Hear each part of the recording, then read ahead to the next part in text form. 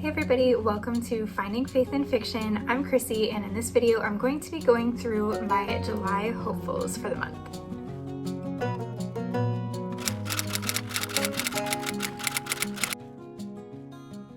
It is the last day of June, and once again I'm sitting here blown away that July is a day away. Seems crazy to me. We are like properly midsummer now, at least for my job. And July is also my birthday month. So while I don't get overly excited about birthdays so much anymore, I think it would be fun to read books that are just like really fun and sound really good to me, kind of as like a birthday gift to myself. So I actually am reading a fantasy book right now to finish up June, and I read another fantasy book in June as well that was a new release, and I was like, you know, I really have a lot of fantasy books on my TBR that I've been wanting to get to for ages, and I just haven't.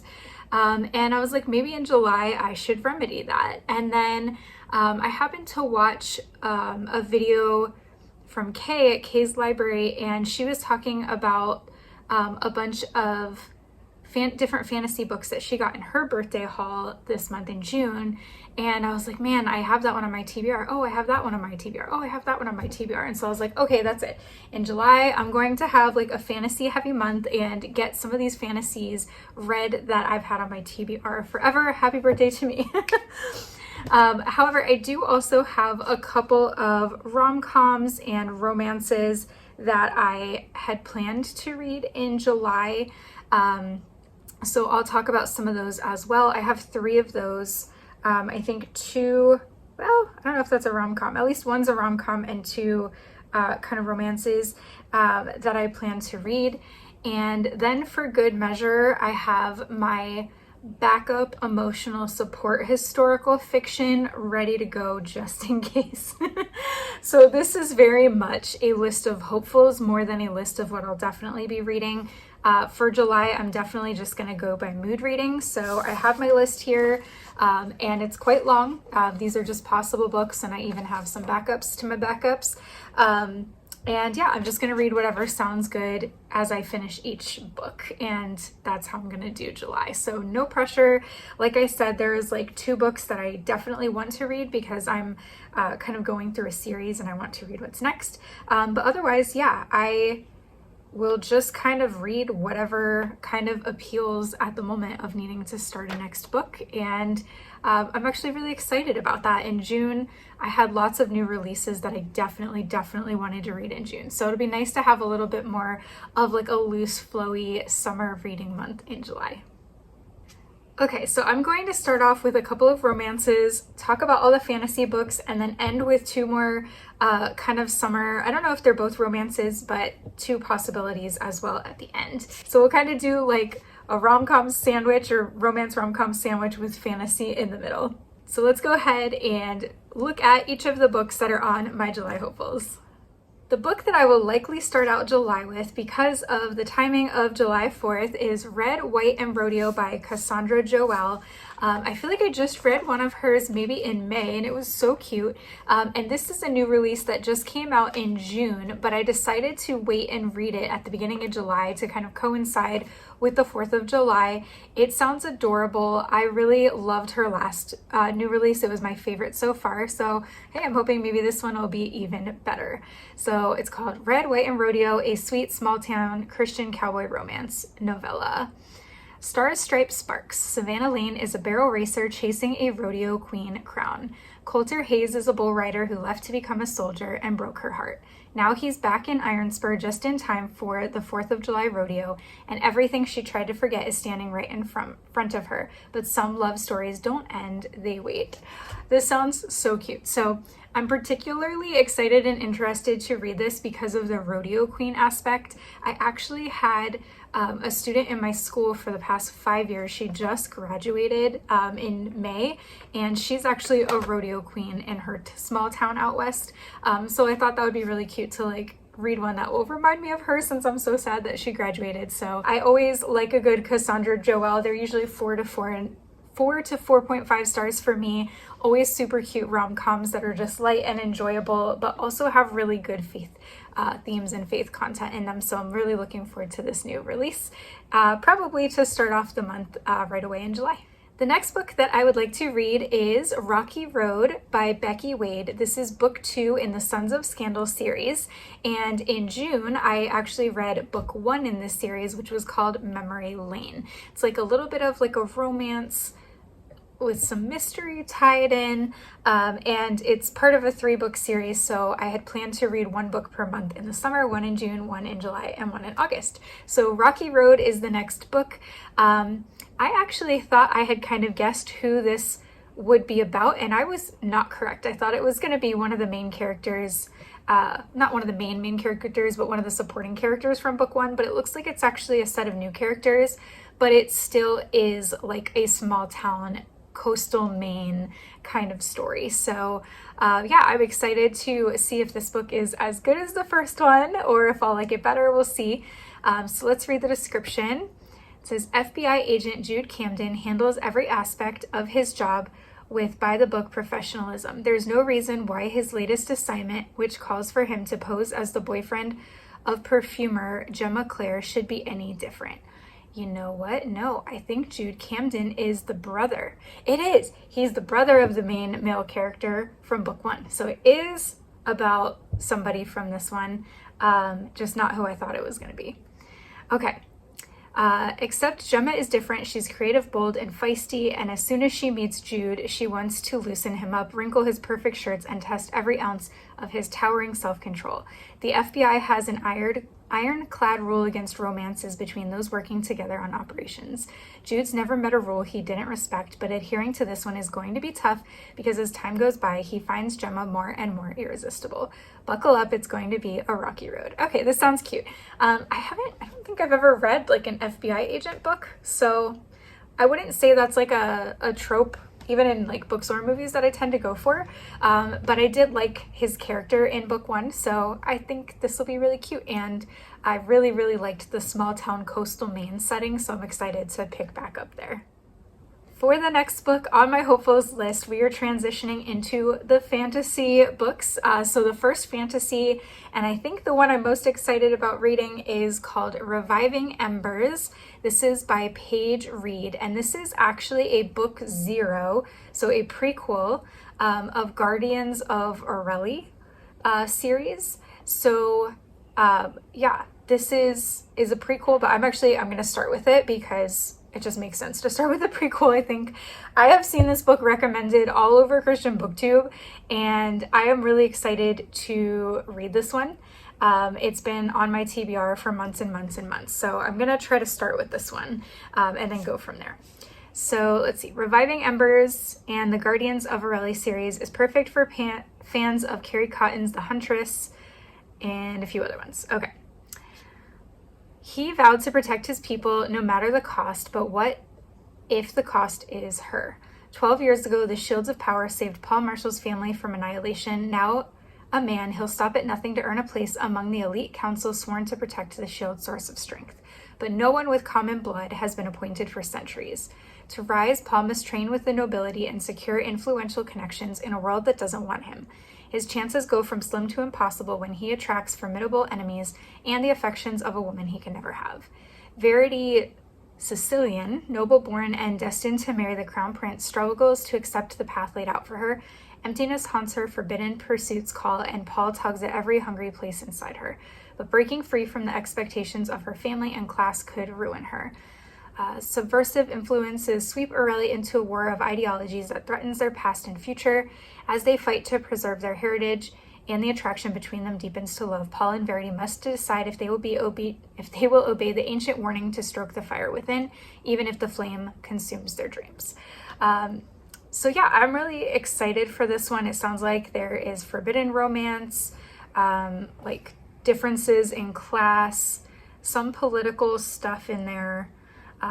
So yeah, I'm not sure exactly what the fantasy aspects will be yet. I don't think it really says specifically there. But yeah, I'm really looking forward to this one. I know Kay said she ended up really loving it, and we like a lot of the same books. So yeah, I'm really excited about this one. I don't really know what to expect with this, so I'm just kind of going into it like, all right, let's see how it goes and see if it ends up being a favorite. Next up book on the list of hopefuls for July is another fantasy, and this is Mark of the Raven, which is book 1 in the Ravenwood saga by Morgan L. Busse. This is another one I've heard really good things about this series, but again, have never actually read it or anything from this author actually. And I believe this one has quite a few books in it, so I don't know that I should really be starting a bunch of new series with all of these fantasy books because I have so many series that I still need to finish that I started, but it's okay. Why not? I guess if I love them, it gives chances to keep reading from the same author in the same series, so it's all good. Okay. Dreamwalker, Nightwatcher, Lady of Ravenwood. Lady Selene has come into her family's power, but has she inherited a gift or a curse? Lady Selene is heir to the House of Ravenwood and the secret family gift of dreamwalking. As a dreamwalker, she can enter a person's dreams and manipulate their greatest fears or desires. Soon after the gifting, however, Selene discovers that the Ravenwood women have been secretly using their gift to gather information or to assassinate those responsible for the fall of House of Ravenhood to the 𝘕𝑠ğ Empire hundreds of years ago. As she becomes more entrenched in Ravenwood's dark past, Selene longs to find out the true reason behind her family's gift, believing that its original intent could not have been for such evil purposes. But she's torn about upholding her family's legacy, a legacy that supports her people. Her dilemma comes to a head when she is tasked with assassinating the one man who can bring peace to the nations, but who is also prophesied to bring about the downfall of her own house. Ooh, okay, lots of intrigue here. Yeah, I remember reading this description back probably last year and being like, I don't know about this dream walking thing, but this actually sounds really good. So it is labeled as young adult, but I've seen a lot of adult Christian booktubers reviewing this one, so I'm excited to give it a try. And yeah, see how I like it. I do kind of love that, like, they fall in love with the one person who is like supposed to be their undoing, but they fall in love anyway. Like, I do kind of like tropes like that, so I think this is going to be a great one. Next up on my list of fantasy hopefuls is The Scarlet Star by Jennifer Kropf. Don't know if I'm saying her last name right. This one does not necessarily appear to be part of a series. It looks like a standalone. And this is one, just by the cover alone, I mean, look at that. It's so pretty. That I was like instantly drawn to this cover and was like, okay, I don't even know what this is about, but this appears to be a book that I need to read. So if for nothing else, I'm reading it for the cover, because I do judge a book by a cover. I do. It's okay. All right, He's a Beast. Oh, I remember it. This is like a Beauty and the Beast fantasy retelling. And if y'all have been here for a hot minute, you know that I love my Beauty and the Beast retellings. I love them. Okay. He's a beast trapped in a palace, and she's a beauty tangled in his web. 19-year-old Rin Electus is captured and brought to the palace for a 12-week trial period, along with 3 of the fairest maidens in the kingdom, to try and steal the heart of a young tormented king with a deadly secret. Unfortunately, the king appears to have no interest in the maidens and keeps getting himself into trouble. But the king isn't the only one with a dangerous secret. Rin has been living in hiding all these years until she's dragged from her home and put on a public stage where she finds herself in the crosshairs of the 𝐸𝐿𝑰𝐺𝑒𝑛𝑇𝐴, a council of sages who serve the 7 celestial... Oh my gosh, the words in this. The 7 celestial divinities. It's not that hard. Okay, celestial divinities, and conspire to destroy people like her. If the sages discover who Rin really is, she'll be dead by morning. Things get even more complicated when Rin learns that Xerxes is fighting against the internal wars he's waging on his own, and why he keeps getting himself into trouble. However, shortly after Rin arrives at the palace, an old priestess opens Rin's eyes to see the workings of false gods at war who are influencing the kingdom of Persania at every turn, dragging the people into destruction and causing chaos. Ren is forced to question everything she thought she knew about the gods until she unexpectedly gains the favor of an ancient god who's been silent for decades. The god original, the first god, enemy of the celestial divinities, who beckons Ren to shake up the very foundations of the domain. Okay, there's more, but I'm going to stop there. So yeah, this actually does sound quite cool. It reminds me of something, but it's different. It kind of reminds me of Smoke and Glass Slippers by Ashley Willingham, because he kind of like, he's not really in hiding, but he comes out of his district and into the spotlight in the betrothal games. This kind of gives those like betrothal games vibes a little bit. Yeah, and I kind of like the spin on like the false gods kind of being, yeah, like shown to her about how they're not the true god, and like her coming to the true god. That also reminds me of another book I read recently. I think it was a Norse, I can't remember the name of the book. I loved it so much and I can't remember the name. It was like the Norse Vikings, and they came to the Irish coast, and he falls in love with the Irish woman, and he ends up like turning away from like the Norse gods into the true gods. So that kind of reminds me of that. Lots of book connections in my head already happening. So yeah, this one sounds like right up my alley, and I'm definitely very excited for this one as well. Next up, we have A War of Crowns by Ashley Willingham, and this is book 1 in her epic no spice fantasy romance series. I am torn about this one because this is a 3-book series, and part of me kind of wants to wait till the fall, like September, October, November, to read through these. So I have it on my list. If I'm in the mood, I'll read it. If not, then I'm going to wait and do the full series, like 1 per month in the fall. So this one may or may not happen. This is her last series that I have not read yet. So part of me wants to kind of put it off and wait, but the other part of me wants to dig into it. So we have Seraphina prayed for a miracle, but the Lord on high sent him. The war began the day 29-year-old Seraphina 𝐷𝚘𝚎 became Elmoria's first ruling queen. 200 years of peace shattered in an instant, all because the world thought her too weak to hold her family's throne.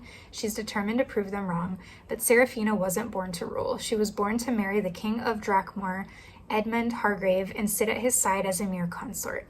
Now thrust into a dangerous world of political intrigue and divine magic, Seraphina must end the war and save her people before it's too late.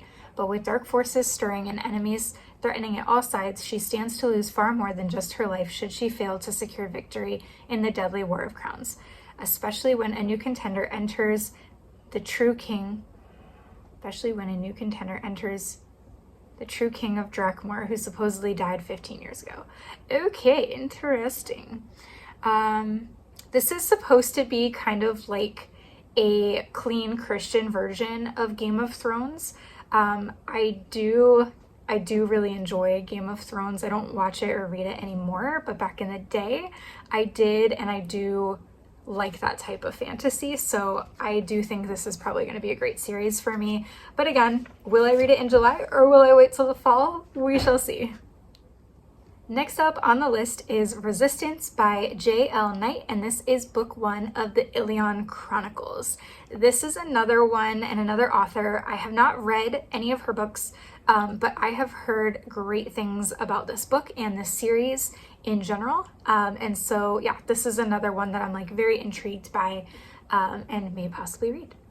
It says, "Don't you know animals like you have no soul? Could God ever love a half-blood all of society looks upon with such fear and disdain? Jace once believed so, but when a tragic loss shatters the only peace he's ever known, his faith crumbles as the nagging doubts he's tried to put behind him descend on his grieving heart. With them come the haunting memories of the blood-stained past he longs to forget, but can never escape. Taken from home at a young age and raised to serve the Emperor, Kirin Altair lives every day under a dangerous pretense of loyalty. After her unique observation skills and perfect memory place her into direct service of the Emperor, Kirin finds herself in further jeopardy as it becomes increasingly difficult to hide her belief in Elom, the one true God. It kind of sounds like Elohim, but not. Following the emperor's declaration to enforce the worship of false gods under the penalty of death, many lives are endangered, but there are also those willing to risk everything to take a stand and offer their aid to the persecuted. Will their lives traveling past they could never have imagined, Jace and Corinne must fight to overcome their own fears and conflicts with society as they become part of the resistance. Okay, so this is marked Christian fantasy, clean, new adult, no magic. Which is fine. I don't mind reading new adult because sometimes I still feel like a young adult, even though I'm not. I'm really intrigued by this author because she has ADHD, which I also am. And so, yeah, I think it'll be fun to read from an author who has, you know, a similar brain function to mine. And this actually, I don't know, I guess I could go through and read the reviews. This almost sounds like it could be based on some Old Testament stories and be like almost like a biblical fantasy retelling. I'm not sure. I'd have to read through the reviews, but it gives me some of those vibes. So we'll see if that's actually accurate or not. Next up, we have The Huntress by 𝐸𝐞𝐿, and this is book 1 in the Huntress series. Again, this is another one that I've seen all over Christian BookTube, Christian Bookstagram, and has been on my TBR for literally ever. I actually have it and have had it on my Kindle. It's Kindle Unlimited. I've had it on my library for months, and just every time I need to return something to get a new Kindle Unlimited, I'm like, oh, but I'm going to read this one soon, so I got to leave it. And I never have. So hopefully I can actually read it in July and then return it and make space for some other books in my Kindle library. Okay. Betrayed by their allies, the last of the Picts have escaped to the innermost part of an endless dark forest, content to remain hidden there forever. Made queen at just a child, Serene has given all of her life and heart to the task of making sure her people are never terrorized again.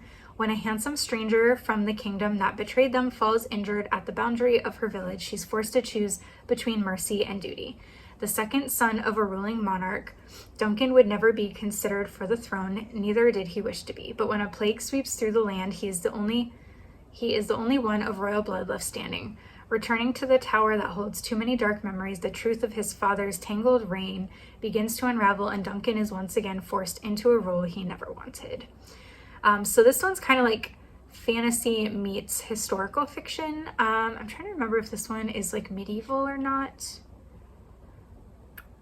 I don't know. It's not tagged as that on here, but I think I might have heard something about it being medieval, but I could be wrong. So I've had these books on my TBR for so long. Sometimes you like hear things about them, and then by the time you actually read them, you're like, I don't actually remember what about this I wanted to read, just that it sounded really good. So yeah, this is again another one beginning a new series, but I do at some point want to read it if I don't get to it in July. The next book on my list of hopefuls for July is The Secrets of Avigdor by Cheney Hobson. I hope I'm pronouncing that correctly. And this is book 1 in the Redemption Pirates series. This is not like my typical go-to really fantasy or pirates. However, one of Ashley Willingham's books in her adult fairy tale retelling fantasies had like a Little Mermaid / pirate kind of vibe, and I did actually really like it. So I don't know how this will go for me, if I'll like it or not, but I thought I might give it a try. This is one that I had never heard of until recently. I actually saw this one on Kay's video as well. She had book 1 and 2 that she was showing. I think book 2 even has like some dinosaur stuff in it, which is a whole other thing. So I'll read the description. Again, I'm not sure if I'll get to this one or not, but it does kind of intrigue me a little bit. All right. Anika Harper only ever wanted a quiet life, helping others and working with her brother on his mission work. Being attacked by pirates and finding herself stranded on an uncharted island was never a part of the plan. Neither was falling for the dangerously handsome pirate captain. Captain Ethan Wolfe, adrift in grief and struggling to keep afloat, fights to make a difference in an unjust world. Yet something about Anika's fiery eyes and her unwavering faith in Elohim begin to stir a hope he thought had drowned long ago. Half drowned and marooned, the merchants and pirates find themselves unlikely allies on an island set on destroying them. ancient man-eating creatures roam freely and evil intentions abound. As danger closes in, Anika and Ethan must face the island's many secrets and dodge evil, which is seemingly around every corner. Can they survive long enough to uncover the secrets of this mysterious island, as well as the bond that is beginning to forge between them? Above all, is redemption still possible for a heart that is turned away from its creator? Okay, so I do love the Uncharted Island. It's like a little bit of like a fun thing for me to think about being stranded on an island and having to survive. I know that would actually be like a horrible scenario, but like I'm always been like kind of intrigued by that idea. I don't know, I'm really weird. This also kind of gives some of the vibes from the Frank Peretti children's series, or I don't think it's young adult, I think it is middle grade series. Kind of with just like the ancient creatures and yeah, dodging evil, the island secrets. There's something about that that gives me those vibes. That's actually a great series, a great middle grade series if you've never read it. So yeah, this is not young adult. It's not marked that way, at least. The evil, kind of ancient evil parts might be a little much for me for what I prefer these days. I used to love that stuff. I just can't handle it as much anymore. So yeah, I might give it a try and see what I think, because I am really interested in like the pirate and the kind of being stranded on the island thing. So it does sound interesting. We'll see if I get to it in July or not. All right, we have officially closed the fantasy chapter of the hopefuls list for July and are now moving back into either like romance or just general Christian fiction. The next book that I have on my list is The Lumberjack from the Cabin Next Door by Emily Hampton. This is a Christian rom-com and is one that I saw, I don't know, back a few months ago, and I was like, oh, maybe I'll save this for the summer. I will say that the reviews and some of the posts I've seen about it on like Bookstagram have been a little wishy-washy. Some liked it, some didn't. It is rated 4.39, so it's not rated poorly, but it's not as high as some of the books that I typically look for. I try to look for like 4.6 and up, but I don't know, it sounds cute. So if I have time, I might give it a read. If not, maybe I'll push it to August. I do love that it's got like very summer vibes. So welcome to Maple Bay, where bucket lists are sacred, small town gossip travels at Wi-Fi speed, and your next door neighbor might just ruin your plans in the most inconveniently charming way possible. Kate only came to Maple Bay for two... Oh, okay, yeah, that's a typo, sorry. Kate only came back to Maple Bay to handle her late Aunt June, I cannot talk today, guys, Aunt June's will. Leave again before anyone ropes her into some quaint small town matchmaking scheme. But June's not so ordinary bucket list has other ideas. Written in floral stationery, coffee stains included, it's full of items like dance under the stars, try a maple bacon donut, that sounds so good, and kiss someone who makes you laugh. Kate's convinced she can speed run the list, check every box, and get back to her big city life without getting attached. Enter Harper, the bakery owner with a crown of blonde curls, the matchmaking instincts of a rom-com best friend, and a habit of stealing Kate's phone to save her number under names like muffin dealer, life coach. Then there is Eli, Kate's gruff flannel-wearing neighbor who's supposed to be a lumberjack but somehow also sketches like an illustrator and flies planes for a reclusive billionaire. The more Kate gets tangled in June's list and the more breakfast donuts and accidental heart-to-hearts she shares with Eli, the harder it is to keep her walls intact. But when her estranged mother shows up with plans to help her sell the cabin, Kate has to decide if she's willing to fight for the roots she never meant to grow and for the man who somehow ended up starring in her next novel. Okay, I have heard that this is like laugh out loud funny, that the humor is really, really great. I think they described, I don't know if it was the MMC they described as cinnamon roll or somebody else in it. I can't remember what people were saying was the part they didn't like it was like too predictable or like too convenient, like the events were just a little bit too convenient to happen. I don't remember exactly. So yeah, it has mixed reviews, but I don't know, it sounds cute. So I might give it a go if I finish what the other ones I want to finish at the end of the month. All right, we've made it to the last book on my July hopefuls official list, not including the back side of the page. And this one is called The Summer Away by, again, I don't know how to pronounce this author's name, 𝐰𝐡𝐚𝐭, Holland, AIESSA. I actually found this author and this book through the author's Instagram. It popped up on my feed and it just sounded really cute. I'm going to share with you guys a mildly embarrassing guilty pleasure of mine, and that is the Netflix movie A Week Away. It is very much like a young adult. I don't even know if you'd call that young adult or middle grades. I'm not totally sure. It is like a teenage Christian camp that they go to for the summer, and it's also a musical. And it has, they like redid a bunch of like classics 90s Christian songs. And I love that movie. I listen to that soundtrack all the time. I don't care that it's about a bunch of teenagers. That is like one of my guilty pleasures. And I remember how I used to laugh at adults who like loved the High School Musical movie. Like I used to make fun of my friend for loving that, but I guess I'm equally guilty because I like A Week Away. So I love the idea of reading a book about like a Christian summer camp. It sounds so cute. So this is one I do definitely want to try to read either in July or August. Okay, 17-year-old Lena Harris thought she left her reckless behavior behind, but one disastrous night of revenge changes everything. When her father sends her to New Hope Bible Camp, Lena finds herself under the care of her Aunt Lou, one of the camp directors who has been out of touch with her family for years. At camp, Lena must confront the faith she abandoned and the painful truths that drove her mother to leave without a word, tearing her family apart. Spending the summer away, Lena navigates the challenges of camp life alongside old friends and new acquaintances and finds herself drawn to the handsome and faith-filled Carter Rose. With his support and encouragement, Lena may also just rediscover her faith and finally realize that hope can be found in the most unexpected places. I think there is other books. I don't know if it's a series. Yes, it is. Okay, so Summer Away is book 1 in the New Hope Bible Camp series.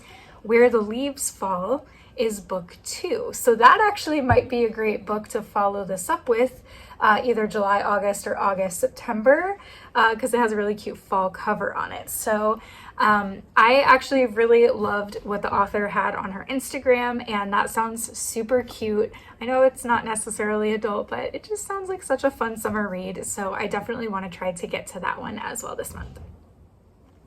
All right, guys, that is it for my July hopefuls list. Let's see how many books we have. 1, 2, 3, 4, 5, 6, 7, 8, 9, 10, 11 books on my hopefuls list. I'm pretty sure I'm not going to get through all 11 of these books, but I love that I have a big list to choose from and can just mood read off of this list as I feel so inclined. I will say, as I was looking at my TBR of fantasy books, all of these came up as well. This is 2 series by an author, and these are some other ones. And so I might have to do like a whole video one day about just like Christian fantasy books.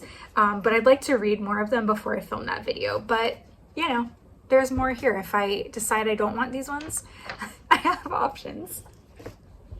I don't know why I do this to myself, but that's okay.